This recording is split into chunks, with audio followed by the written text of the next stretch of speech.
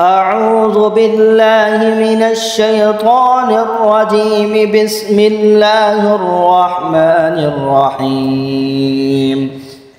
لا أقسم بهذا البلد وأنت حل بهذا البلد ووالد وما ولد لقد خلقنا الإنسان في كبد أيحسب أن لن يقدر عليه أحد يقول أهلكت مالا لبدا أيحسب أن لم يره أحد ألم نجعل له عينين ولسانا وشفتين وهديناه النجدين فلاقتحم العقبة وما أدراك ما العقبة فك رقبة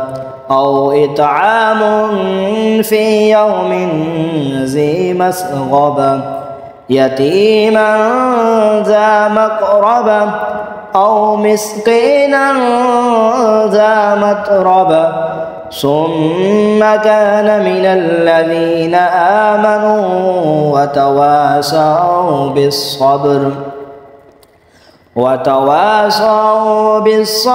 وتواصوا بالمرحمة أولئك أصحاب الميمنة والذين كفروا بآياتنا هم أصحاب المشأمة عليهم نار مؤصدة. آمنت بالله صدق الله العظيم.